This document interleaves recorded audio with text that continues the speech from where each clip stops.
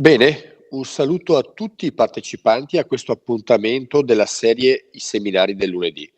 Un saluto a quanti sono collegati via Facebook oppure dal canale YouTube e un sincero benvenuto alla professoressa Maria Romana Allegri, docente di diritto pubblico all'Università La Sapienza di Roma e autrice, oltre che di studi sull'informazione e la comunicazione nell'ordinamento giuridico italiano, anche del testo Oltre la par condicio, comunicazione politico-elettorale nei social media fra diritto e autodisciplina, edito da Franco Angeli. Passiamo all'attualità. Il 20 gennaio scorso il Consiglio di Stato ha respinto il ricorso dell'Agcom contro la decisione del TAR del Lazio avversa alla sanzione pecuniaria di 258.000 euro combinata alla RAI per un'intervista nel 2011 dell'allora Presidente del Consiglio Silvio Berlusconi, andata in onda nel TG1 diretto da Augusto Minzolini, in violazione della par condicio. Non entro nel merito della sentenza, noto solo che sono occorsi 12 anni per arrivare a una conclusione dell'iter di una vicenda di par condicio che aveva preso avvio nel maggio del 2011. Sappiamo che la forza dell'azione dell'Agcom nell'applicazione del par condicio sta nella tempestività. 12 anni non sono esattamente un esempio di tempestività da parte della giustizia. Nell'area digitale, 12 anni sono un'eternità, un'era geologica. Nel frattempo, anche in campagna elettorale, nella rete, nei social media, tutti parlano di tutto alla faccia della par condicio, ma in perfetta sintonia con l'era dell'incompetenza, mentre gli unici che per competenza, professione, esperienza potrebbero intervenire in maniera corretta, penso anche ai giornalisti degli uffici stampa della pubblica amministrazione, devono stare silenti. Per 45 giorni, se non oltre, 45 giorni nell'era digitale sono un'enormità. Lo scorso 1 febbraio il Parlamento europeo ha approvato la sua posizione negoziale sulle regole dell'Unione Europea sulla trasparenza nelle pubblicità politiche, con 433 voti favorevoli e 61 contrario e 110 astensioni. La votazione in plenaria ha dato il via libera al negoziatore principale del Parlamento, Sandro Gozzi, per iniziare colloqui con i rappresentanti dei paesi dell'Unione Europea e concordare un testo in tempo per le elezioni europee del 2024. Che sia la volta buona per cambiare la par condicio italiana, chiaramente obsoleta e superata dalle tecnologie, potrebbe essere un'occasione da non perdere, perché il mondo dal 2000 è cambiato e sta cambiando mentre le tecnologie innovative entrano nelle case di tutti. LinkedIn fu lanciato nel 2003, nello stesso anno di Second Life, il mondo virtuale di Facebook è del 2004, Twitter del 2006, WhatsApp del 2009, Instagram 2010, strumenti che adoperiamo comunemente tutti. Sono tutti nati dopo la nostra par condicio, la quale regola un mondo che non esiste più, mentre tutti sentiamo il bisogno di dare regole, sicurezza e tutele ai cittadini e iniziare dalla rete e dalle manipolazioni che possono moltiplicarsi nella rete.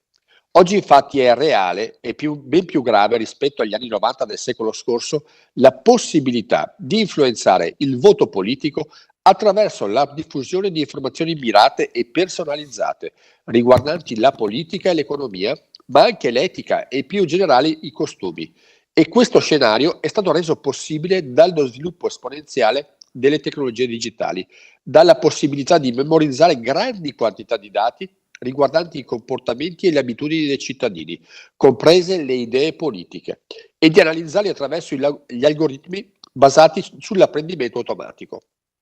il cosiddetto machine learning, capaci di individuare con grande accuratezza le caratteristiche, le informazioni salienti presenti nei dati al fine di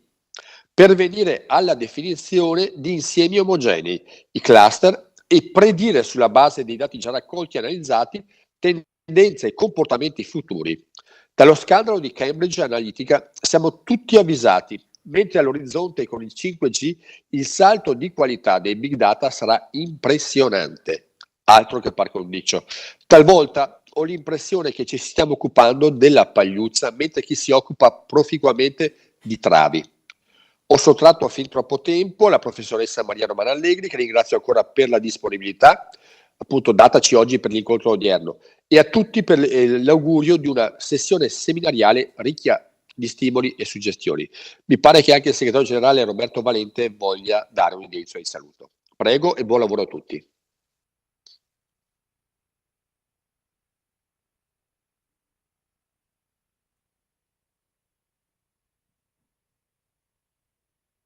Accendere? Bene. Bene, buongiorno. Allora, il Presidente del Consiglio regionale da remoto ha dato il suo saluto, io qui sono invece in presenza, saluto la professoressa Maria Romana Allegri, che io ringrazio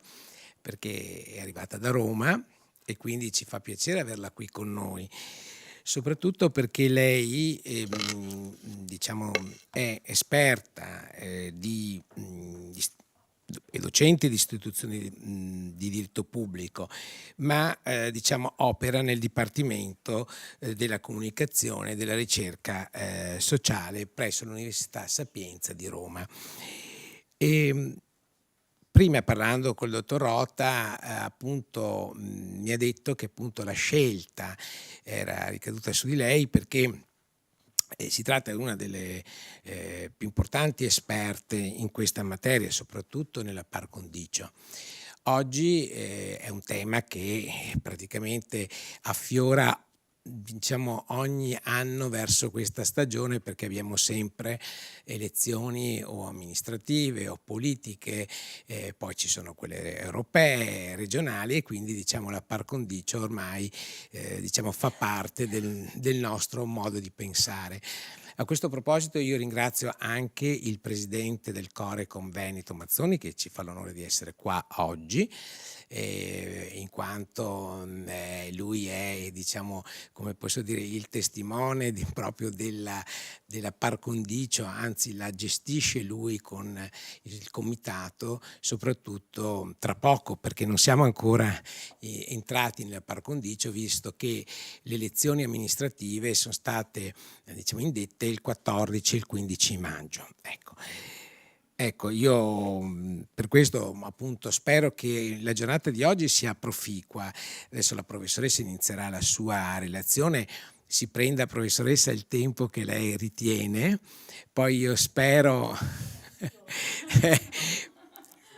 insomma, ecco, in modo tale veda lei come ecco. E io poi spero che ci saranno domande, perché io credo che sia qui in presenza sia da casa ci potrà essere un bel dibattito. Per questo anzi vedo anche molti rappresentanti dei gruppi e questo mi fa piacere, perché chiaramente anche loro sono così coinvolti in questo tema. Bene, allora io invito la professoressa appunto Romana Allegri di prendere la parola e di iniziare la sua relazione. Grazie.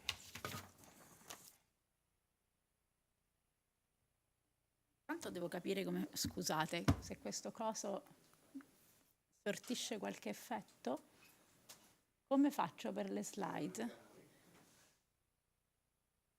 Ah, aspetti così. Così vanno avanti e così tornano indietro. Scusate, no, perché non stanno tornando indietro. Ah no. Ok, perfetto. Scusate il momento, buonasera a tutti, mi fa molto piacere essere qua, vi ringrazio moltissimo per l'ospitalità e per l'attenzione che mi dedicherete e spero ovviamente di non deludervi, perché appunto nell'intervento del Presidente del Consiglio regionale che ha aperto i lavori insomma di oggi è stato detto sostanzialmente un po' tutto, ecco, quindi ho la sensazione di essere di fronte a un'audience già ben informata dei temi insomma che andremo a trattare, e quindi insomma spero di potervi portare quasi qualche conoscenza in più, un po' qualche valore aggiunto che giustifichi la mia presenza qui e la vostra gentile ospitalità. Dunque appunto era stato detto che all'inizio, nella presentazione che mi è stata fatta, appunto che io sarei la massima esperta di questi temi. Forse la massima esperta non lo so, comunque insomma mi sono dedicata allo studio di queste questioni. Questo è il libro che ho scritto, si può scaricare gratuitamente se siete interessati insomma a approfondire questi temi, naturalmente a disposizione, edito dal Franco Angeli. Allora, le regole della par condicio, come giustamente è stato detto, sono molto datate perché risalgono al 2000, in una situazione in cui non c'era, cioè i servizi via internet erano molto meno sviluppati di quelli attuali e non c'erano soprattutto tutte le piattaforme social a cui oggi siamo abituati. Ed è proprio in questo ambiente, cioè nell'ambiente dei social, che oggi si sviluppa la maggior parte, forse la parte più importante appunto della campagna elettorale. Io sono andata un po' in giro su internet per cercare qualche dati che adesso vi presento, ma diciamo non ne ho verificato l'attendibilità. Ho cercato su vari siti internet, insomma, che informazioni si trovavano a proposito del volume della campagna elettorale via internet. Ho trovato delle cose che vi presento, insomma, così come sono, quindi ripeto, non ho controllato esattamente come sono stati raccolti questi dati, in che periodo, chi ha fatto queste ricerche. Comunque, insomma, più o meno potete vedere da questa carrellata di slide che vi farò vedere rapidamente, più o meno qual è il volume della campagna elettorale che si svolge attraverso i social. Qua i vari esponenti politici e istituzionali sono indicati con il numero di interazioni o di visualizzazioni sui vari social e corrispondentemente anche con il numero delle presenze televisive, e quindi sono messi, come vedete, in una specie di graduatoria da cui potete visualizzare, se siete interessati, insomma, chi è stato più attivo nei vari settori. In realtà, in effetti, sembra, questi insomma sono i dati che hanno riguardato le elezioni politiche del 2022, e insomma chi ha studiato questi fenomeni si è accorto che in effetti il numero, la quantità, insomma, di messaggi di propaganda politica via social è stato molto ingente, e c'è qualcuno che si è anche divertito a vedere chi era l'esponente politico più attivo sull'uno e sull'altro mezzo, chi aveva il primato, diciamo, dell'utilizzo dell'uno o dell'altra piattaforma. Sicuramente utilizzare il mezzo social consente agli esponenti politici di avvicinarsi anche a una platea di giovani, anche di giovanissimi, anche di coloro che non sono ancora elettori, ma che probabilmente lo diventeranno prossimamente, e che quindi è bene fidelizzare non necessariamente rivolgendo loro dei messaggi politici propriamente detti, ma semplicemente essendo presenti sulle varie piattaforme social, soprattutto quelle frequentate dai giovanissimi, con contenuti che non necessariamente sono immediatamente identificabili come politici strettamente, diciamo in senso stretto, ma che comunque permettono di farsi conoscere e di creare così una sorta di platea fra i giovani che poi si tramuterà in futuro, auspicabilmente, chiaramente per il politico che si dedica a questa attività, a una base, diciamo, elettorale. E quindi anche qui ho cercato dei dati, io da qui non riesco purtroppo a vedere la slide bene, cioè mi dovrei girare per leggerla, esatto. No, chi ha ottenuto sempre in occasione delle elezioni politiche del 2022 il maggior numero di follower, anche qui diciamo c'è una graduatoria, ripeto, non l'ho verificata, per cui vi presento i dati così come io li ho trovati, potrebbero non essere perfettamente attendibili o perfettamente corretti, ma comunque in qualche modo rendono l'idea di chi è più attivo sulle varie piattaforme. Matteo Salvini pare che insomma abbia il primato su tutte e tre le piattaforme indicate, e quindi è quello che si trova in ogni caso insomma in cima alle classifiche. Però c'è anche da registrare, questo è il caso di Matteo Salvini, questo successivo è il caso di Giuseppe Conte, il caso di un progressivo calo di consensi. Se questo è una rilevazione che va da gennaio a luglio 2022, ripeto, non l'ho fatta io e non rispondo dei dati che sono stati pubblicati, si trova così su internet e quindi ve la presento esattamente come l'ho trovata. Sebbene, per esempio, questo è il caso di Matteo Salvini, il numero di follower sia comunque elevato, però si nota un trend negativo, cioè una serie di persone smettono di seguire questo personaggio. Questo è accaduto nel caso di Matteo Salvini, è accaduto con un andamento più o meno simile anche nel caso di Giuseppe Conte, e quindi giustamente gli analisti politici si chiedono se in effetti il fenomeno dell'unfollowing, cioè smettere di seguire una persona, corrisponde poi in qualche modo anche a un calo elettorale, cioè un calo del successo elettorale, e in effetti più o meno le ultime elezioni politiche potrebbero dimostrare questa tendenza, cioè che laddove si smette di seguire una persona sui social in qualche modo significa che c'è un calo del consenso anche dal punto di vista politico, che probabilmente si tradurrà in un risultato elettorale inferiore alle aspettative. Non è proprio sempre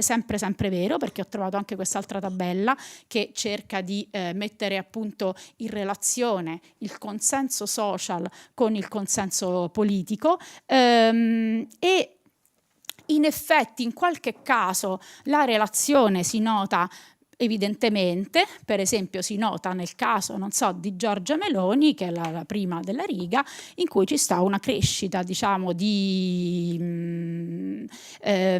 follower, in questo caso su Instagram, che corrisponderebbe, secondo questa tabella, anche a una crescita dell'indice di gradimento rispetto al partito che Giorgia Meloni rappresenta. Così come nel caso di Salvini invece sembrerebbe esserci un decremento nei follower, in questo caso su Instagram, che comporterebbe anche un decremento per quanto riguarda l'indice di gradimento. Però non è sempre così matematico, perché se per esempio prendiamo la seconda riga, Enrico Letta, sembrerebbe esserci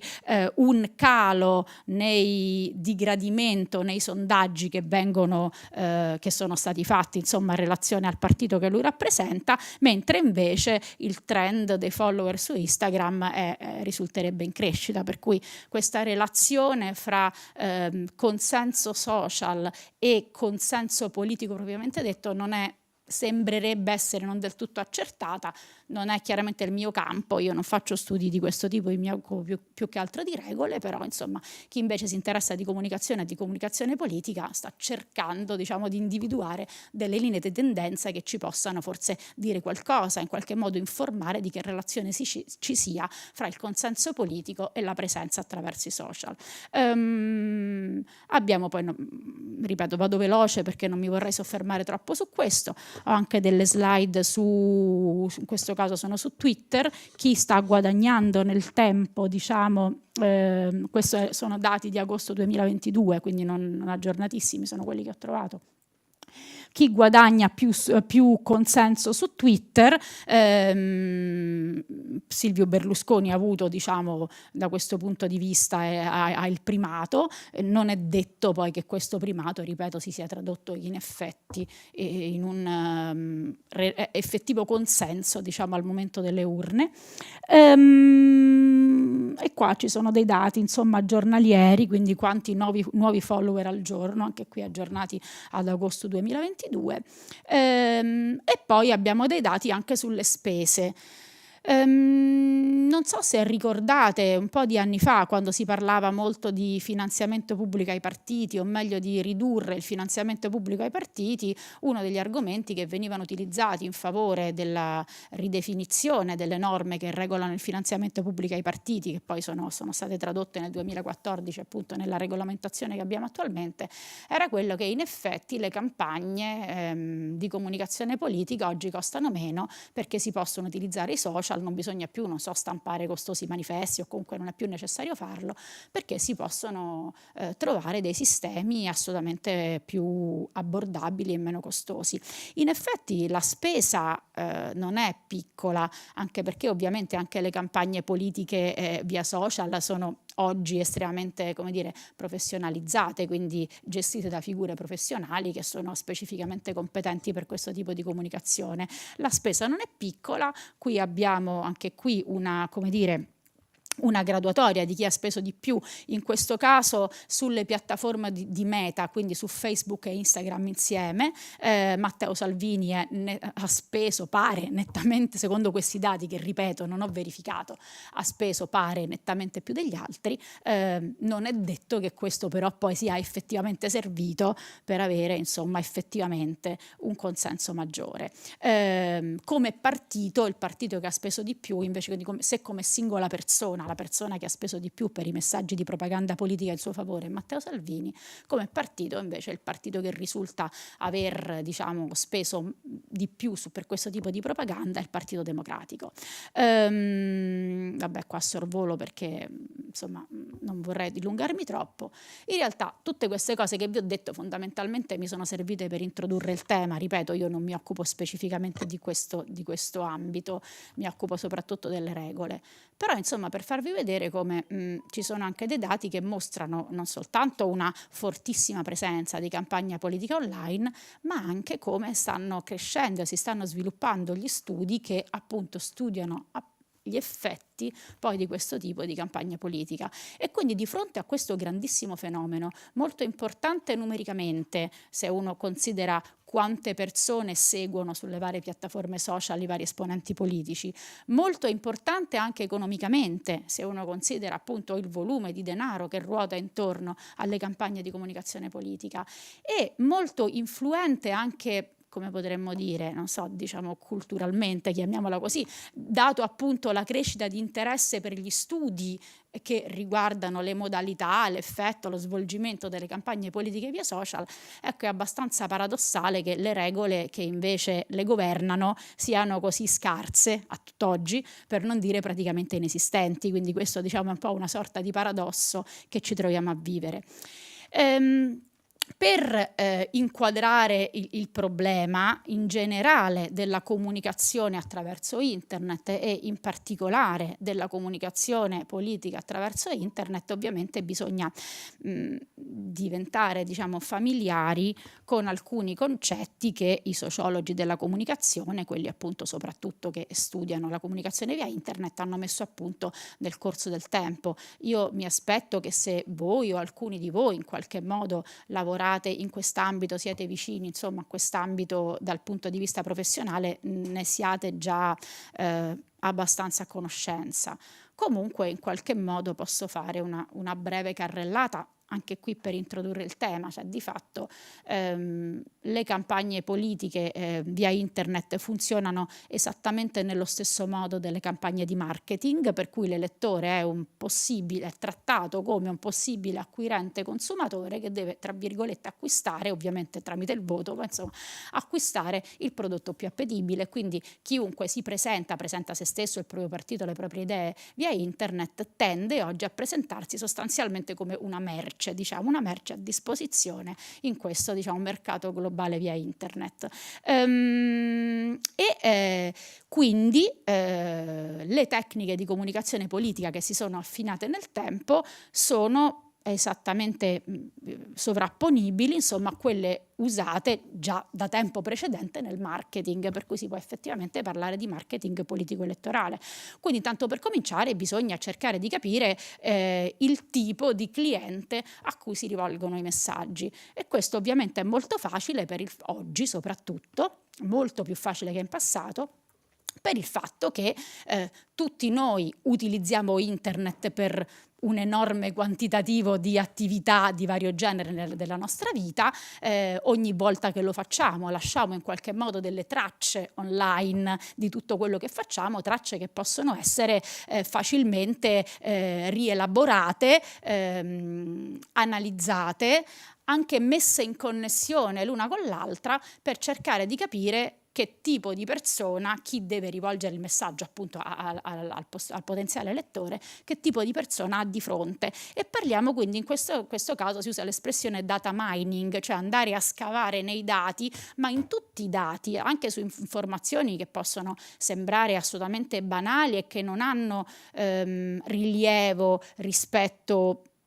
direttamente rispetto alle preferenze politiche di qualcuno, ma anche semplicemente così alcune informazioni che riguardano il mio comportamento, come passo il tempo libero, che tipo di famiglia ho, quale può essere il mio reddito, il mio stato socio-economico. Ovviamente sono informazioni che possono servire per creare un profilo di me, e naturalmente sono informazioni che tutti noi lasciamo su internet in qualche modo inconsapevolmente. E qui apro e chiudo una piccolissima parentesi, perché se no facciamo una lezione su un'altra cosa che è altrettanto complessa, però naturalmente qui non abbiamo il tempo.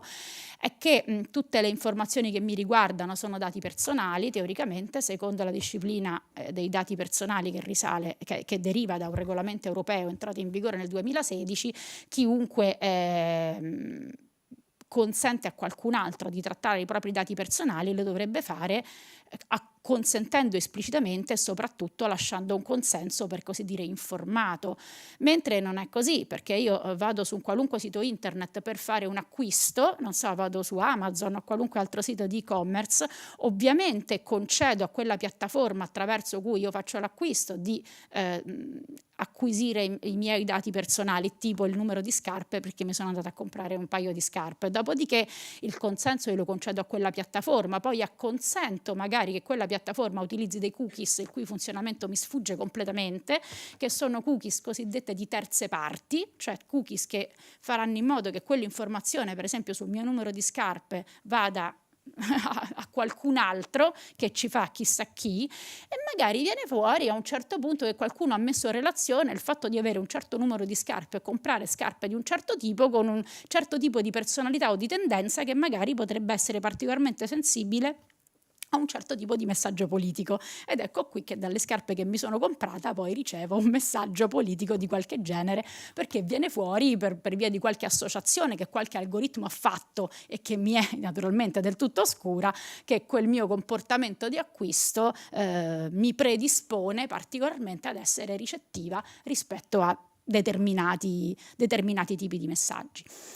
Parliamo quindi di profilazione dell'utente, ma di profilazione così specifica da poter parlare addirittura di micro-targeting, cioè individuare i bersagli della comunicazione politica con una precisione assolutamente capillare, e questa precisione assolutamente capillare serve anche per fare in modo che ai diversi potenziali, diciamo, elettori vengano rivolti messaggi personalizzati, quelli che noi chiamiamo il targeted advertisement, cioè la pubblicità, in questo caso politica, ma non solo politica, anche commerciale, mirata sulla base della persona a cui che ci si aspetta possa ricevere quel messaggio, con la conseguenza che l'esponente politico, appunto, che fa propaganda politica attraverso i social differenzia i diversi messaggi in base al tipo di audience, e per chi studia queste cose si rende conto che la differenza può essere anche molto marcata. Naturalmente ci sono politici che tendono ad essere più coerenti nei vari tipi di messaggi che inviano, e certi altri politici che invece differenziano marcatamente il tipo di messaggio a seconda del tipo di destinatario che hanno individuato attraverso tecniche di profilazione. Ma in ogni caso nessuno di noi ha la contezza dell'intera gamma di messaggi di tipo politico che un determinato esponente rivolge al pubblico, e questa è una grande differenza fra la campagna via social e quella tradizionale che poteva avvenire attraverso la televisione, i giornali e i manifesti, perché in quel caso tutti quanti venivano esposti allo stesso tipo di messaggio politico, che certamente chi progettava, cioè chi progettava la comunicazione politica, è chiaro che cercava di farlo in modo che potesse avere presa sul pubblico, ma il pubblico era un pubblico indistinto, e magari si cercavano di diffondere messaggi anche di vario tipo per cercare di catturare l'attenzione dei diversi segmenti di pubblico, ma in ogni caso tutti quanti li vedevano tutti. Invece quello che succede oggi è che non tutti quanti li vedono tutti. Io vedo quelli che qualcuno ha pensato per me perché sono una destinataria potenzialmente di un certo tipo, e non vedo quelli che lo stesso esponente politico magari rivolge ad altri tipi di pubblici. Per questo si chiama questo fenomeno, è detto, diciamo, dei dark ads, cioè gli annunci oscuri, per cui nessuno può avere una chiara idea di che tipo di propaganda politica svolga quella persona, a meno che non si tratti di un ricercatore attento che ha i mezzi, le capacità, la tecnologia per andare poi a scavare in qualche modo fra la diverso tipo di propaganda politica che ciascun esponente politico fa, e da questo insomma trarre un quadro comune, ma altrimenti la persona normale non riesce assolutamente a ricostruire come il politico si pone nei confronti di tutti i variegati segmenti di pubblico a cui si rivolge. E il fatto ovviamente di rivolgere a ciascuno dei messaggi personalizzati, rivolti specificamente a quella persona, fa sì che il pubblico non sia più un insieme indistinto, ma ci siano i pubblici, cioè gruppi estremamente settoriali di persone che ricevono messaggi tendenzialmente sempre di un certo tipo, perché qualcuno ha deciso, in base all'analisi dei dati, in base al funzionamento di determinati algoritmi, che quelle particolari persone sono particolarmente sensibili a un certo tipo di comunicazione, e quindi queste persone riceveranno sempre quel tipo di comunicazione o comunicazioni simili al prototipo che si pensa essere più adatto per loro. E quindi questo produce dei fenomeni di conferma dei pregiudizi. Quindi se qualcuno tende già a pensare qualcosa, l'esponente politico tendenzialmente si pone come colui che è in linea con quel tipo di pensiero e quindi rafforza quell'idea in modo da ottenere il consenso, e quindi in qualche modo, anziché esserci quello che dovrebbe essere nelle ipotetiche agorà mediatica il libero confronto delle idee, non c'è fondamentalmente nessun confronto, pochissimo confronto, ma c'è invece un fenomeno di conferma di ciò che qualcuno già pensava, e le idee si radicalizzano e si rafforzano per il fatto di continuare a ricevere messaggi che vanno sempre tutti in quella direzione, e quindi ciascuno si trova a vivere all'interno di quella che viene definita, l'avrete sicuramente già sentita questa espressione, la bolla di filtri, cioè come se io sto dentro una grande bolla e dentro la mia bolla ricevo soltanto informazioni che qualcuno, ma neanche un qualcuno fisico, un qualche algoritmo ha pensato essere adatte a me, e quindi ciascuno vive nel proprio universo mediatico senza poter essere in contatto con gli universi mediatici altrui, e questo ovviamente nega alla base quello che dovrebbe essere proprio l'essenza profonda del dibattito democratico e del confronto politico, cioè il confronto delle idee. Le idee dovrebbero potersi confrontare, tutti dovrebbero poter interagire, e da questo confronto poi dovrebbe venire fuori l'idea più convincente, mentre in questo caso il confronto viene eliminato alla base proprio per via dei meccanismi di funzionamento delle varie piattaforme online. Fenomeno ancora più preoccupante è che, oltretutto, io per adesso vi ho detto chi rivolge il messaggio, cioè la persona che progetta la campagna di comunicazione politica, o appunto quindi il committente del messaggio. Ecco, succede molto spesso che questo committente magari non sia nemmeno anche umano, perché ovviamente servendosi di particolari software noti come bots è possibile diffondere un grandissimo numero di messaggi dal contenuto spesso neanche progettato ab origine, ma modificato strada facendo attraverso i sistemi di intelligenza artificiale, per cui si inizia a mettere in giro un messaggio, si vede che tipo di reazioni il pubblico ha rispetto a quel particolare messaggio, e l'algoritmo progettato per questo sa già che cosa rispondere, come controbattere, come eventualmente proseguire la comunicazione. Tutto questo viene fatto per via automatica, in modo da raggiungere platee amplissime, a volte con fenomeni di bombardamento di messaggi molto massivo, quindi fenomeni anche preoccupanti. Tra l'altro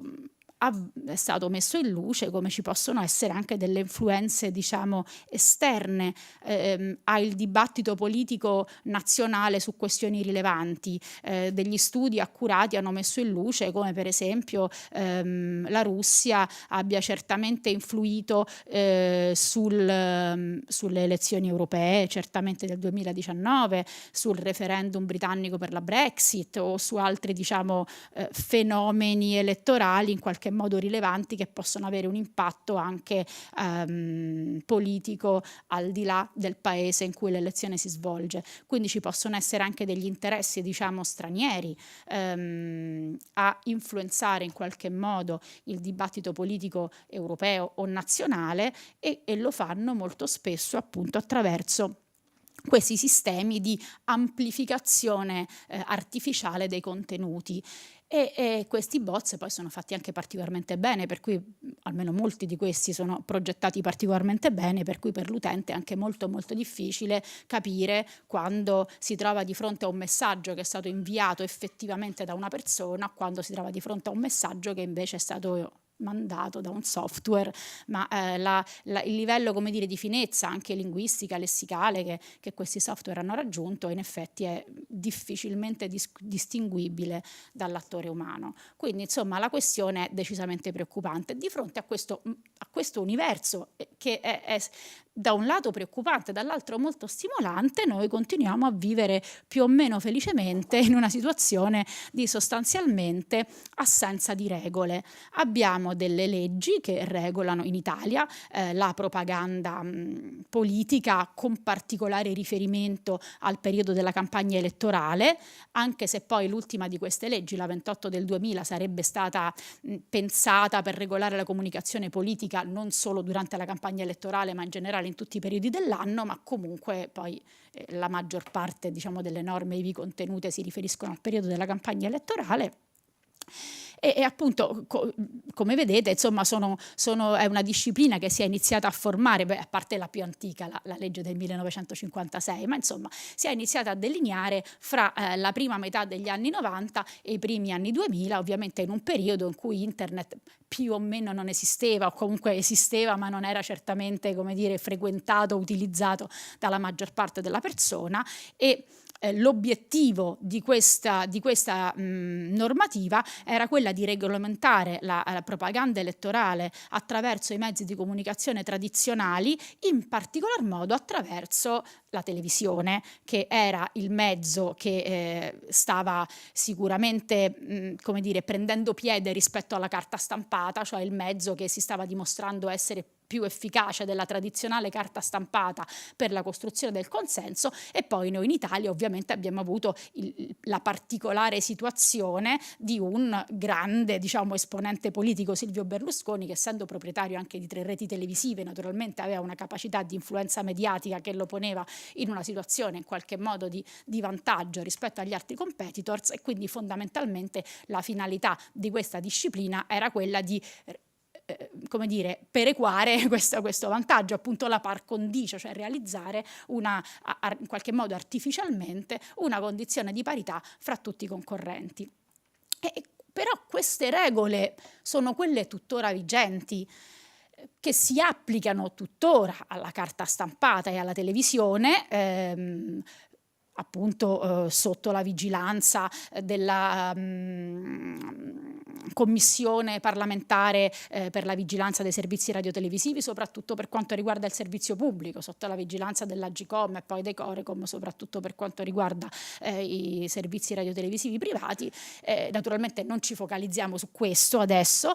invece quello su cui cercherò di portare la vostra attenzione eventualmente è che cosa di queste norme può applicarsi appunto al mondo via internet che ho provato prima a descrivere, ed eventualmente con quali difficoltà.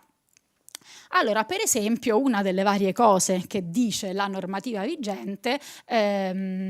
lo diceva, diciamo, fin dal 1956, è la disciplina del cosiddetto silenzio elettorale, per permettere la libertà di scelta dell'elettore, una libertà che deve essere non soltanto una libertà nel senso evitare le costrizioni fisiche, ma una libertà soprattutto, come dire, intellettuale, morale, insomma una libertà di pensiero nel momento in cui si vota.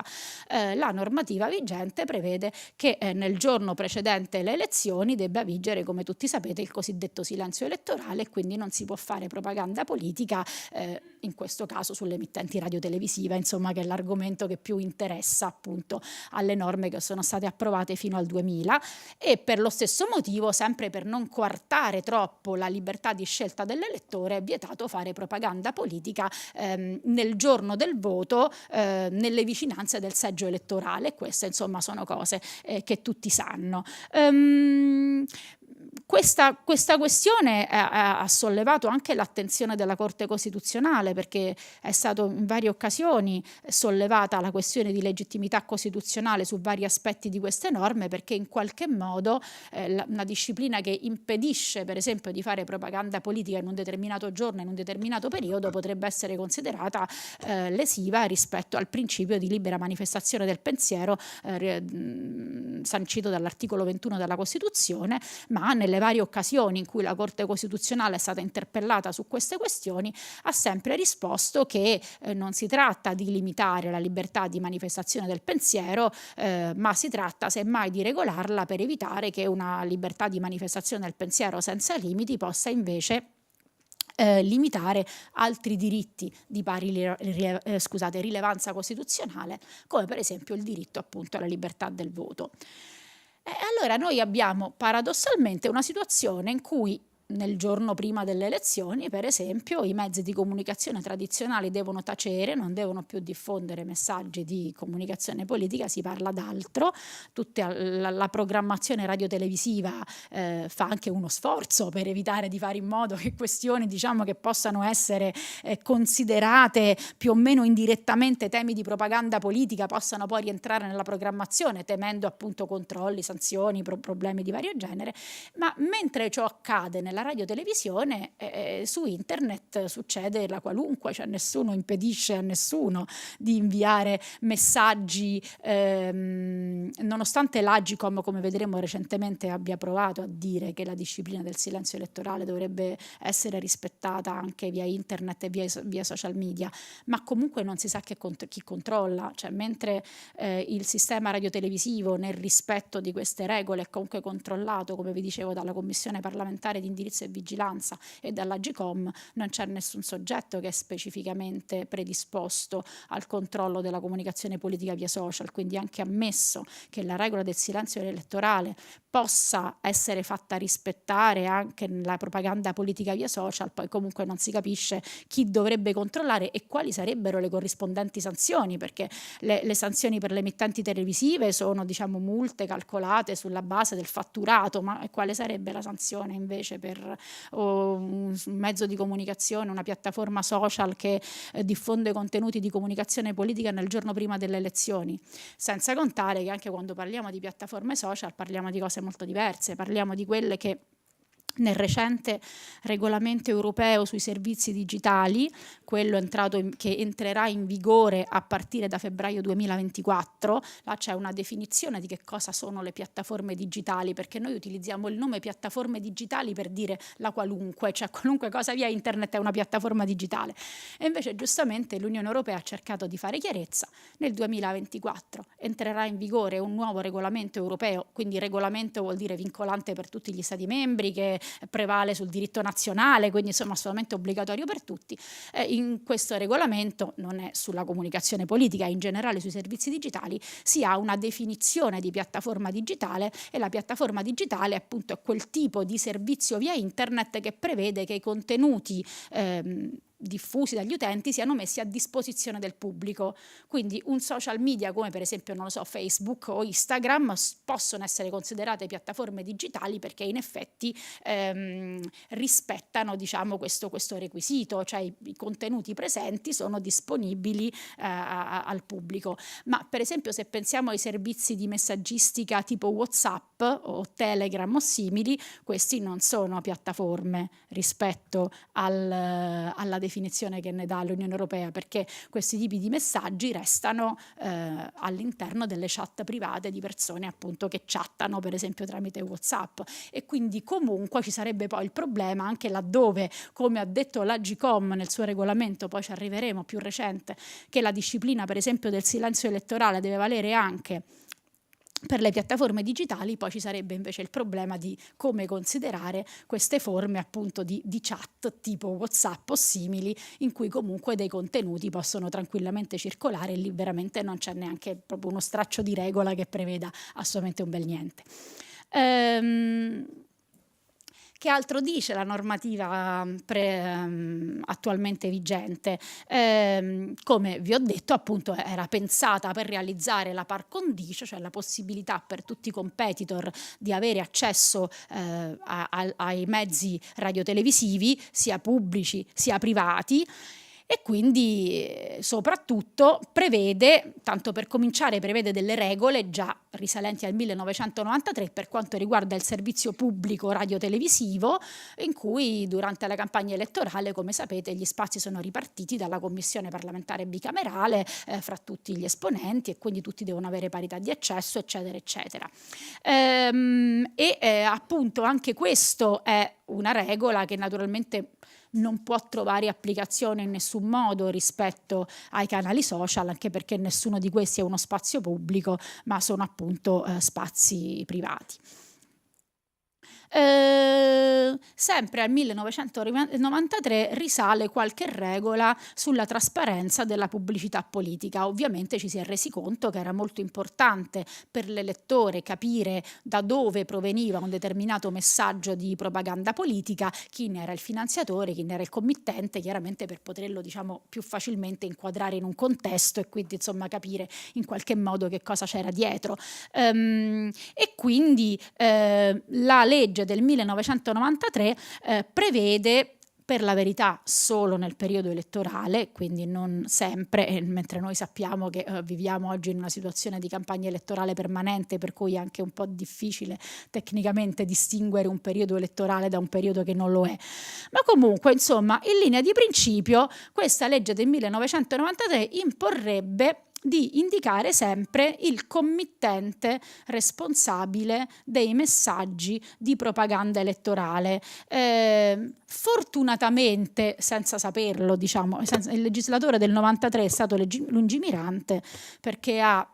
esteso questa prescrizione a qualsiasi mezzo di comunicazione. Naturalmente nel 1993 non si sarebbe potuto immaginare, questo legislatore, che ci sarebbe stato da lì a un po' di anni, insomma, il fenomeno della propaganda via internet, però ha fatto bene a prevedere nella formulazione linguistica qualsiasi mezzo di comunicazione, per cui in linea di principio anche per la propaganda politica via internet ci sarebbe l'obbligo di rendere trasparente il committente. Il problema è che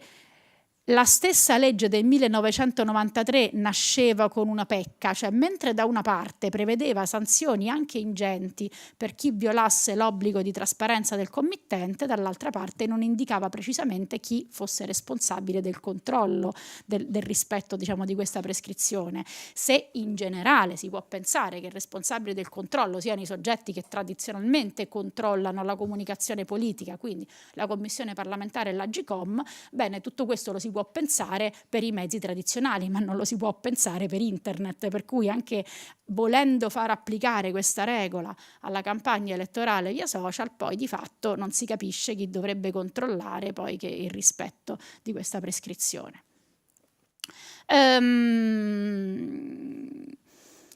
Sempre al 1993 risalgono una serie di regole sulle spese per la campagna elettorale, con l'idea di controllare il modo con cui i diversi candidati si procurano i soldi, naturalmente controllare come li spendono, quanti ne spendono, e rendere tutto questo anche trasparente per gli elettori. Per cui tutte le operazioni di spesa per la campagna elettorale dovrebbero essere, diciamo, registrate e in modo da poter essere controllate. Anche qua c'è un problema nella normativa ab origine, cioè una mancata definizione di che cosa sia una spesa per la campagna elettorale esattamente, per cui c'è una certa libertà nel decidere che tipo di spese rientrano in questa nozione e quali invece no, quindi c'è una certa discrezionalità rispetto a chi fa campagna politica nell'indicare appunto quali spese devono effettivamente essere registrate. E comunque, a prescindere da questo, ovviamente non c'è nessuno specifico riferimento ad internet, e quindi è anche dubbio che questa norma possa o debba essere, allo stato attuale della normativa, applicata per quanto riguarda la campagna via social, cioè i politici sono obbligati a rendere trasparenti le spese che spendono per la campagna politica. Sì, no, forse sì, ma insomma dipende anche da che tipo di messaggio trasmettono. Immaginiamo che appunto un esponente politico attraverso un qualunque canale social diffonda un messaggio che chiaramente è identificabile come propaganda politica, cioè vota per me, io sono bravo, questo è il mio messaggio, e quindi va bene. Diciamo che quello è difficile sostenere che non sia propaganda elettorale, quindi se c'è stata una spesa per confezionarlo, magari semplicemente una spesa per pagare qualcuno che lo ha, diciamo, predisposto, studiato, confezionato, diciamo che è una spesa per la campagna elettorale. Ma se la stessa persona è presente sui social, cantando la canzoncina, facendo il balletto, facendo vedere il video alla sagra della salsiccia, raccontando un aneddoto di quando era giovane, non lo so, qualunque cavolata che ormai fanno tutti su internet pur di mostrarsi, perché comunque si è capito che più si è visibili in generale meglio è, queste sono spese per la campagna elettorale. Beh, è opinabile, quindi tutto sommato se qualcuno spende perché magari paga un consulente di comunicazione per mettere in giro questo tipo di contenuti, è opinabile che siano spese per la campagna elettorale. In effetti non c'è nessuno che le possa chiaramente qualificare come tali, eppure certamente la presenza degli esponenti politici sui social è comunque una presenza che contribuisce a creare consenso e anche a polarizzare l'opinione pubblica, per cui ha certamente un'influenza anche dal punto di vista poi dell'esito delle elezioni.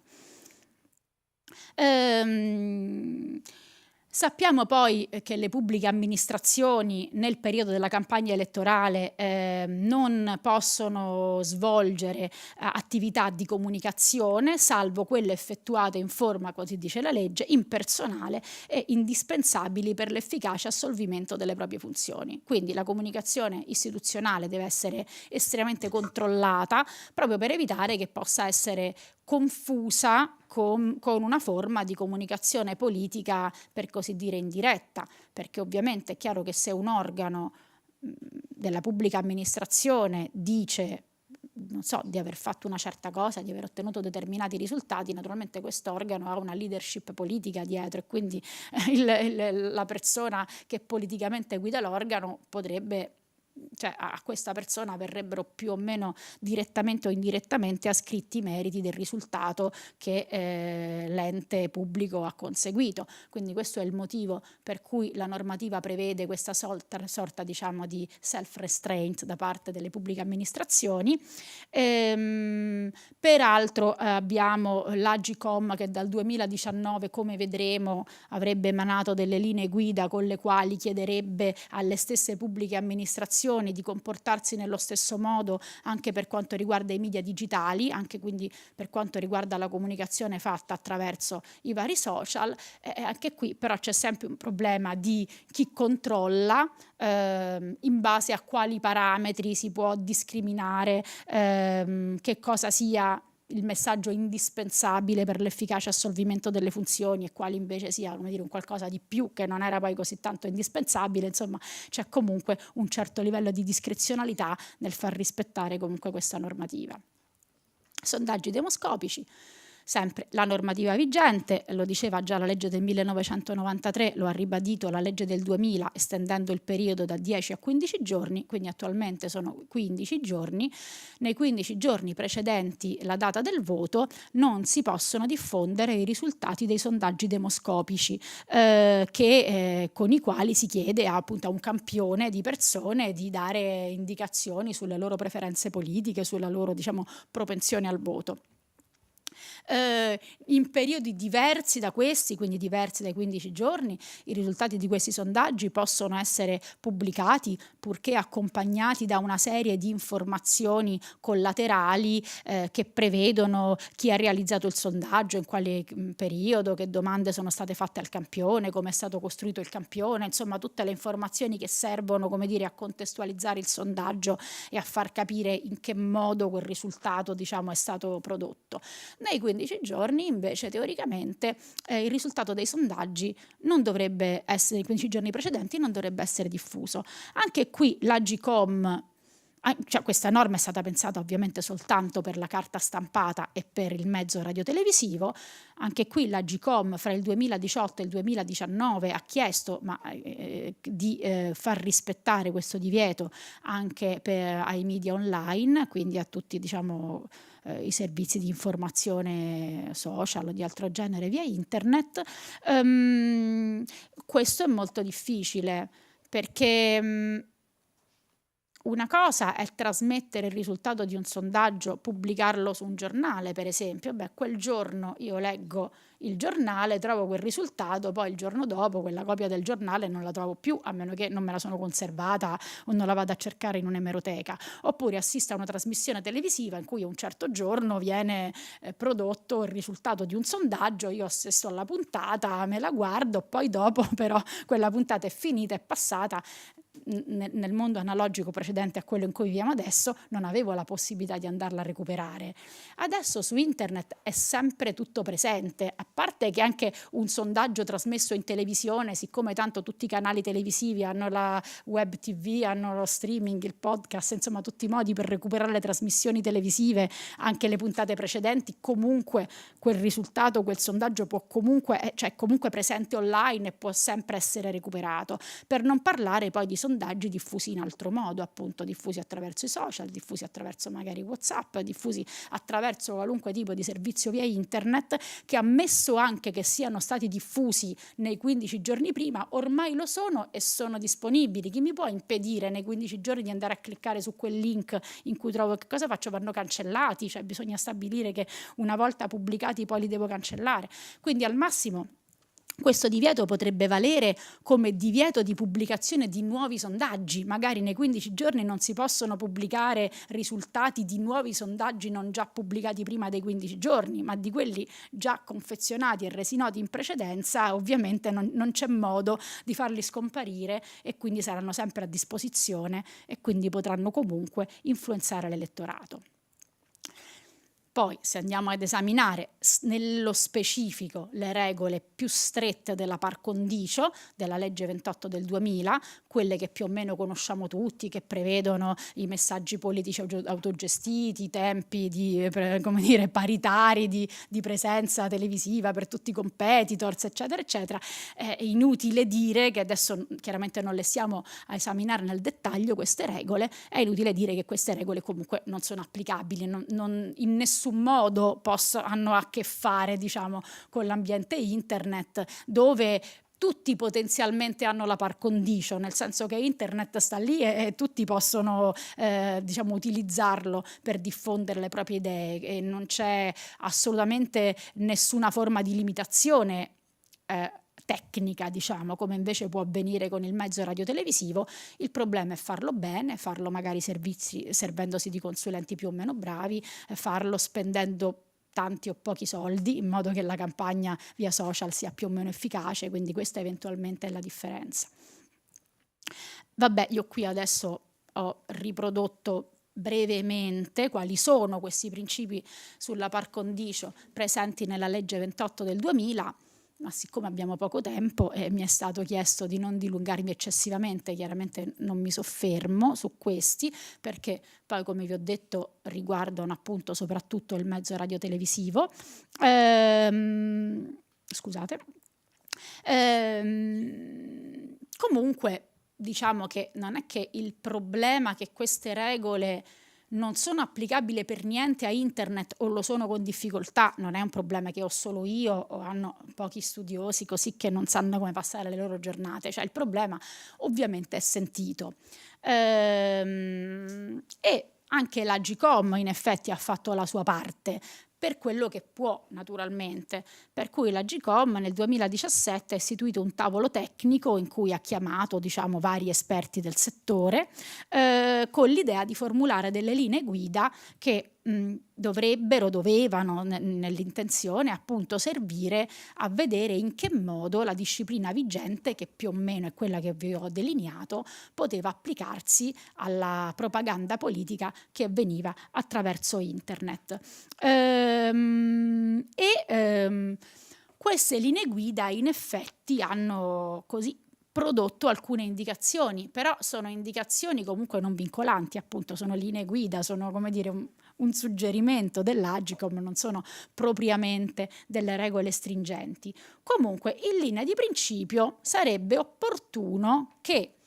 i gestori delle varie piattaforme digitali rendessero chiaramente identificabile quando un contenuto di qualche tipo può essere qualificato come messaggio elettorale,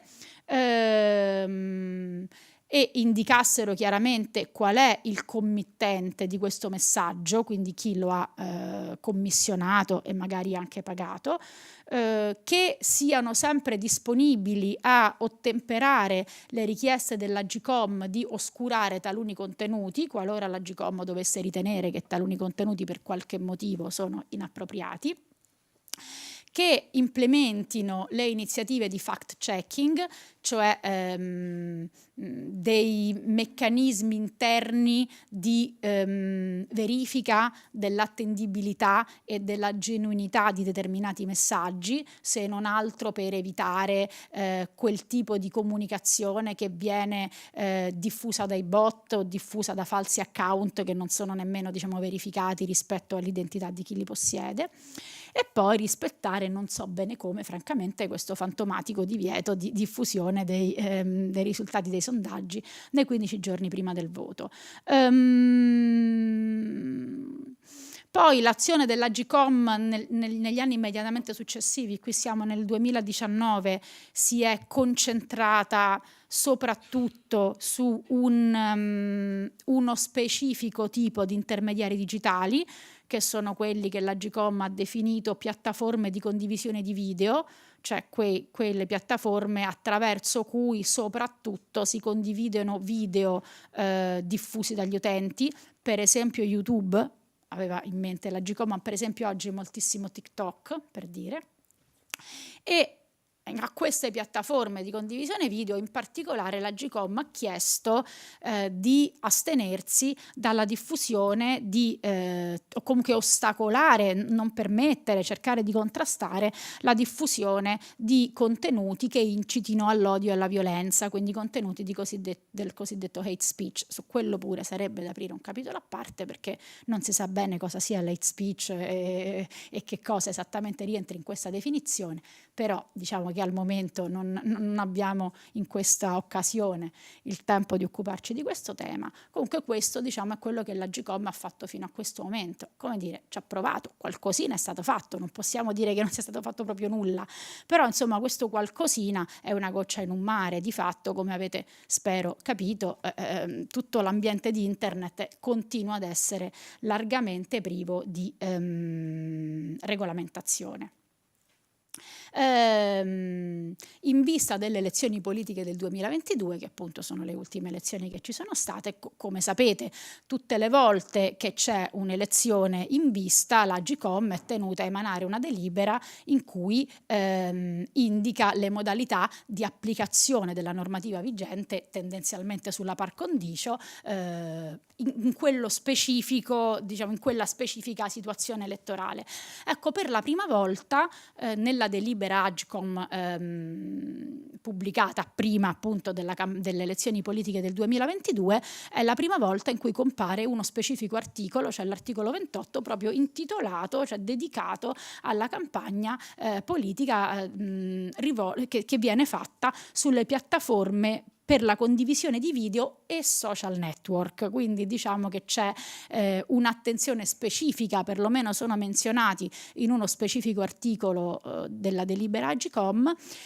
Poi il contenuto di questo articolo non è che dica molto di più di quello che ci siamo detti fino a questo momento, cioè di fatto sia le piattaforme di condivisione video sia i social network, peraltro i social network spesso sono anche piattaforme di condivisione di video, perché ovviamente attraverso i social vengono diffusi anche i video, però insomma quindi le due categorie un pochino si sovrappongono. Comunque insomma costoro devono rispettare le disposizioni di legge in relazione alla comunicazione istituzionale delle pubbliche amministrazioni, cioè quello che dicevamo prima, diffondere solo messaggi indispensabili per l'assolvimento delle funzioni dell'ente e soprattutto diffusi in forma impersonale, non diffondere i risultati dei sondaggi nei 15 giorni precedenti il voto.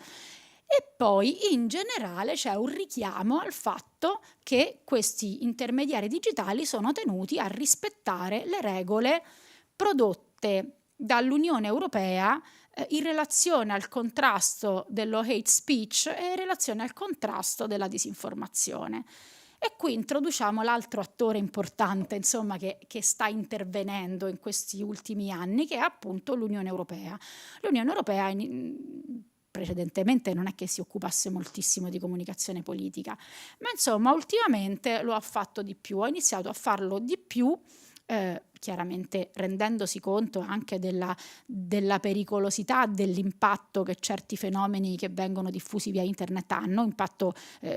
sull'opinione pubblica, in generale sulla diffusione di idee politiche, ma non soltanto politiche, anche in generale così, come dire, sulla costruzione dell'opinione pubblica nel suo complesso. E poi l'ha cominciato a fare appunto più intensamente, soprattutto in vista delle elezioni politiche europee del 2019. Quindi ha proprio creato, come dire, un gruppo di lavoro per questo e una serie di regole finalizzate a rendere la campagna per le elezioni europee del 2019 possibilmente il più democratica e trasparente possibile. Il problema è che è molto difficile per l'Unione Europea imporre delle regole su una materia che è quella della libertà di espressione, che tradizionalmente è riservata, diciamo, è uno dei capisaldi del diritto costituzionale degli Stati membri e quindi tendenzialmente abbastanza intangibile, se non insomma in casi limite. E poi anche è difficile, anzi per non dire impossibile, per l'Unione Europea intervenire sulla regolamentazione dei comportamenti degli intermediari digitali a meno di non cambiare il quadro normativo vigente, perché il quadro normativo vigente attualmente, che cambierà da febbraio 2024, ma finora per adesso abbiamo ancora avuto la regolamentazione precedente, si basa sulla direttiva europea sul commercio elettronico, cioè la direttiva 2031 CE, che quindi direttiva 2031, quindi pure quella del 2000, insomma, quindi parliamo sempre di roba di 20 anni fa, che partiva dal presupposto che proprio per favorire lo sviluppo in generale dei servizi via internet di qualsiasi tipo, gli intermediari digitali, cioè coloro che forniscono i servizi via internet, diciamo le piattaforme digitali per semplicità, così ci capiamo, non sono responsabili per i contenuti diffusi dall'utente. Quindi queste piattaforme in linea di principio sono neutrali, loro non sanno che tipo di contenuti mette in giro l'utente, semplicemente permettono all'utente, gli danno uno spazio per potersi esprimere via internet. Finzione, peraltro, oddio, forse nel 2000 quando è stata emanata la direttiva non era tanto una finzione, oggi ovviamente lo è, perché abbiamo visto prima come attraverso algoritmi estremamente sofisticati le piattaforme digitali sanno assolutamente tutto di quello che l'utente fa via internet, quindi non è affatto vero che non sono informati. Però diciamo la finzione era questa, e quindi con quella normativa, cioè data quella normativa vigente, era impossibile regolamentare ciò che le piattaforme facevano o obbligare queste piattaforme a controllare i contenuti con regole vincolanti. E quindi l'Unione Europea ha puntato sull'autoregolamentazione. Come forse sapete, nel 2016 è stato varato un codice di condotta per contrastare lo hate speech, a cui si chiede alle piattaforme digitali di mettere in atto una serie di misure di monitoraggio dei contenuti, di segnalazione dei contenuti che contengono odio, di permettere agli utenti di segnalarli, eventualmente di, diciamo, rimuoverli. E ovviamente l'odio è una parte importante della comunicazione politica di un certo tipo. E poi nel 2018 la stessa cosa è stata fatta sulla disinformazione, anzi è stata fatta in modo anche più rafforzato, perché il codice di buone pratiche contro la disinformazione è stato anche rafforzato nel 2022. Anche qui, senza diciamo entrare troppo nel dettaglio, ci sono una serie di misure che però, come dire, volontariamente, cioè se le piattaforme digitali vogliono, quelle che hanno aderito a questi codici, che non sono neanche tutte, sono buona parte delle più importanti, ma non sono tutte, sarebbero, diciamo, tenute, diciamo così, volontariamente a fare per contrastare in questo caso la disinformazione. Fra tutti i vari principi di questo codice contro la disinformazione ce n'è uno in particolare che riguarda la trasparenza della pubblicità politica, cioè una delle possibili fonti di contrasto alla disinformazione è quella di rendere trasparente la pubblicità politica, chi è il committente e soprattutto chi è il destinatario, cioè che tipo di algoritmi vengono utilizzati per identificare il destinatario. Siamo però qui nell'ambito soltanto della, come dire, della volontaria cooperazione delle piattaforme digitali, sorvolo sugli altri obblighi. Però ultimamente le cose stanno cambiando. Ultimamente le cose stanno cambiando perché l'Unione Europea l'attuale Commissione europea presieduta da Ursula von der Leyen sta facendo un'azione estremamente decisa per riaffermare la cosiddetta sovranità digitale europea, cioè in generale un po' a tutto tondo, non solo nella comunicazione politica. Il percorso che la Commissione europea sta perseguendo è quello di dire: le piattaforme digitali, insomma i fornitori di servizi digitali, non sono più liberi di fare quello che vogliono nel mercato digitale. L'Unione Europea è un soggetto che li regolamenta anche al di sopra degli stati nazionali, quindi la sovranità digitale si esercita e sui gestori delle piattaforme e sugli stati nazionali qualora essi avessero voglia di emanare delle regole personali nazionali in questo ambito, sarebbero bloccati dall'intervento dell'Unione Europea, o comunque potrebbero farlo solo nei limiti e in linea con l'intervento dell'Unione Europea. Questo percorso è iniziato in vari campi. Uno di questo è il campo dei servizi digitali. Il regolamento sui servizi digitali è stato approvato ed entrerà in vigore il 17 febbraio del 2024. In questo regolamento sono contenute delle regole, appunto, che saranno vincolanti per tutti, circa la trasparenza della pubblicità, di qualunque forma di pubblicità, non specificamente quella politica, però non esclusa quella politica, per cui committente, destinatario, fondi spesi, algoritmi utilizzati per individuare il destinatario, tecniche di profilazione eventualmente utilizzate, sono tutte cose che dovranno essere rese trasparenti e addirittura in un pubblico registro accessibile a tutti. Più la piattaforma è grande, perché il regolamento dei servizi digitali divide i prestatori di servizi a seconda, della loro dimensione, quindi le piattaforme di grandi dimensioni, quelle che si rivolgono a più di, credo, se non ricordo male, 40 milioni di utenti nel territorio dell'Unione, sono tenute ad obblighi ancora più specifici per quanto riguarda una serie di cose, fra cui la trasparenza della pubblicità. L'ultimo passo di questo percorso è un passo che si sta compiendo, ne accennava prima il Presidente del Consiglio regionale nel suo intervento di apertura, è in lavorazione, un nuovo regolamento europeo che riguarderà precisamente la trasparenza della pubblicità politica. Si auspica di concludere i lavori e che quindi questo regolamento possa essere approvato ed entrare in vigore in tempo per le elezioni del Parlamento europeo del 2024. Attualmente siamo in corso d'opera, probabilmente ci saranno anche alcune modifiche rispetto alla proposta originaria presentata dalla Commissione europea, però più o meno. Innanzitutto in questo regolamento c'è una cosa nuova, cioè la definizione di pubblicità politica. Se noi pensiamo che finora tutta la normativa italiana ha parlato di propaganda elettorale, non parlava di pubblicità politica, tecnicamente parlava di propaganda elettorale, senza che da nessuna parte ci fosse scritto che cosa fosse la propaganda elettorale, per cui se non altro il regolamento europeo dà una definizione, non parla più di propaganda elettorale, parla di pubblicità politica e dà la definizione che vedete qui, quindi la pubblicità fatta da, per, in favore, contro un attore politico, o comunque la pubblicità che sia finalizzata a influenzare l'esito di un referendum. Sono in realtà coloro che diffondono il messaggio, cioè gli stessi committenti che nel regolamento europeo sono chiamati sponsor, con una chiara assonanza all'ambito del marketing, che devono autodichiarare che si tratta di una pubblicità politica. E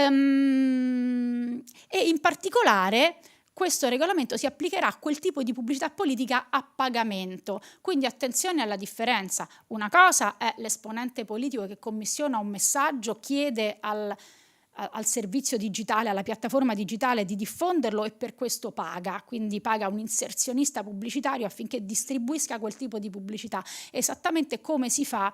con la pubblicità commerciale. Quindi a questo tipo di messaggi che viene destinato questo regolamento. Resta fuori l'altra grande forma di comunicazione politica, cioè il politico che va su TikTok e fa il video della festa di compleanno, di quando stava al mare in costume, della sagra della salsiccia o di cose simili, che comunque sono cose che sono forme di comunicazione politica in diretta. Questa cosa non è regolata da questo regolamento, quindi per questo dobbiamo aspettare. Però il passettino avanti, la pubblicità politica, quella chiamiamola così ufficiale, quella pagata, quella distribuita a pagamento, sarà oggetto di queste norme. e il regolamento chiederà che questa pubblicità sia resa trasparente, perché bisogna rendere pubblico chi è lo sponsor, oltre ovviamente a qualificarla come pubblicità politica, e accompagnarla da un avviso di trasparenza in cui ci sono una serie di informazioni. Le informazioni sono queste: identità dello sponsor, dati di contatto, periodo durante il quale la pubblicità verrà mostrata, le informazioni sull'importo speso, l'indicazione delle elezioni o del referendum per il quale è stato predisposto questo messaggio, un eventuale registro online di pubblicità politica a cui sono tenute soprattutto le piattaforme di grandi dimensioni, e quindi il link a questo registro, modalità per permettere agli utenti di segnalare messaggi di pubblicità politica potenzialmente illeciti, perché per esempio, non so, violano questo famoso divieto di diffusione dei sondaggi, o sono comunicazione istituzionale che non rispetta i limiti del famoso articolo 9, o sono messaggi che contengono odio, o sono messaggi di disinformazione, quindi l'utente potrebbe e dovrebbe potere in qualche modo segnalarli. I prestatori di servizi di pubblicità, cioè coloro che distribuiscono la pubblicità, devono tenere un registro con tutte le informazioni che vedete qui, e a questo registro devono poter diciamo, gli editori devono anch'essi diciamo, rendere trasparenti talune informazioni, soprattutto se per caso utilizzano servizi di targeting o di amplificazione. A questi registri, a queste informazioni devono poter accedere una serie di soggetti che sono autorità pubbliche, ricercatori, rappresentanti di organizzazioni della società civile, osservatori elettorali. Insomma, sono informazioni che devono poter essere accessibili, perché altrimenti tenerle naturalmente non servirebbe a niente. E poi ci sta la grande questione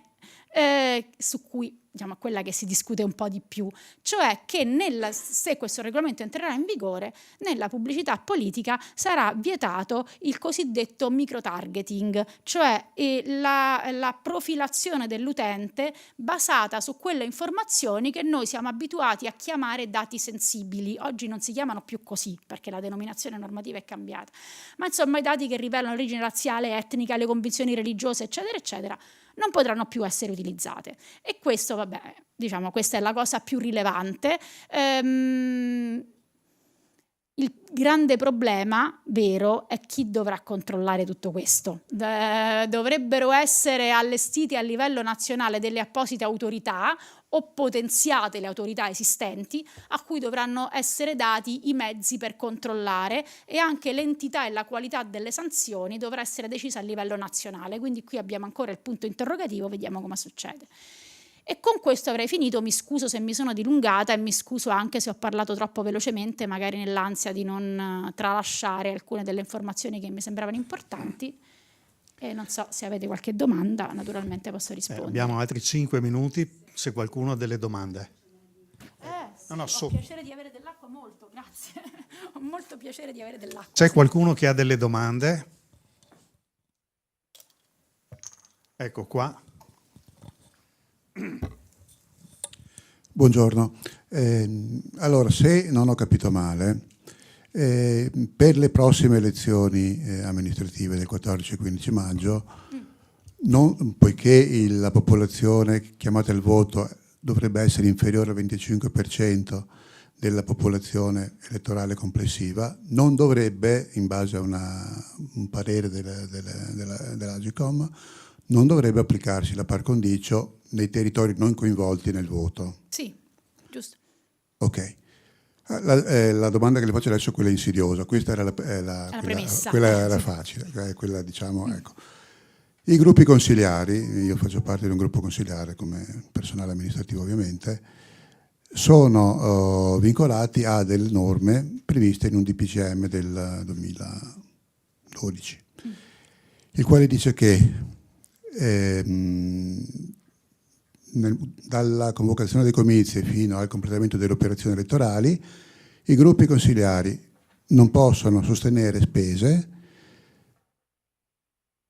laddove si applichi la par condicio, la dico in maniera un po' sintetica. Quindi nel periodo di tempo in cui vige la par condicio, i gruppi consiliari non possono sostenere spese di gruppo per la comunicazione istituzionale. Quindi lei dice, siccome in questo periodo non si dovrebbe applicare la par condicio... Esattamente, allora, al di là dei comuni direttamente coinvolti nel voto, per i quali ovviamente la par condicio si applica, e in tutto il resto del territorio regionale, nel nostro caso, non dovrebbe esserci il limite di sostenimento delle spese. Dunque, diciamo che tenderei a dire di sì, ma questa è una domanda a cui non so rispondere, non ho mai esaminato la questione nello specifico, però non è una questione nuova, quindi suppongo che ci sia una prassi pregressa, perché queste regole non sono recentissime, quindi immagino che ci siano delle regole che già sono state applicate nelle tornate elettorali passate. Non ho idea di come sia stato. Da come mi ha prospettato lei la questione, sì, tenderei a dire che nei comuni non interessati al voto, naturalmente non applicandosi le regole del par condicio, si dovrebbero poter sostenere delle spese. Però questa è la mia interpretazione, che potrebbe cozzare con qualcosa che è stata decisa già in precedenza, di cui io non sono a conoscenza. Ecco, perché se non sbaglio, il problema, cioè la domanda è questa: la regione, sì, l'amministrazione regionale, come si pone nei confronti delle elezioni relative al proprio territorio? Cioè adesso noi a maggio avremo 2 capoluoghi di provincia che vanno ad elezione, altri comuni minori. Cosa fanno i gruppi consigliari della regione? Però mi dispiace, non ne so rispondere, nel senso, le regole approvate valgono a livello nazionale, poi se ci sono regole diverse a livello regionale a me un pochino sfuggono, quindi non so dirle questa cosa, mi dispiace di non poter soddisfare le vostre aspettative, ma non lo so, la dovrei proprio studiare questa cosa, non ne so rispondere. No, ma comunque a prescindere se sia pertinente o no, mi spiace non essere in grado di dare una risposta soddisfacente, però non lo so, cioè dovrei veramente andare a studiare la questione. A lume di naso mi verrebbe da rispondere come ho risposto, però a lume di naso. Poi per rispondere precisamente dovrei studiarlo meglio, non glielo so proprio dire. Altro? Noi dobbiamo ringraziarla innanzitutto per il lavoro notevole che ha fatto. No, io ringrazio voi, spero di avervi interessato e non annoiato, ecco, spero. Poi no. Ognuno nel segreto della sua coscienza sa, ecco, che cosa. Io ricordo a tutti che la lezione della professoressa è disponibile sul canale YouTube e su Facebook, per cui se volete rivedere alcuni passaggi potete tranquillamente riascoltare e rivedere la lezione nelle 2 pagine. La ringraziamo. Grazie a voi.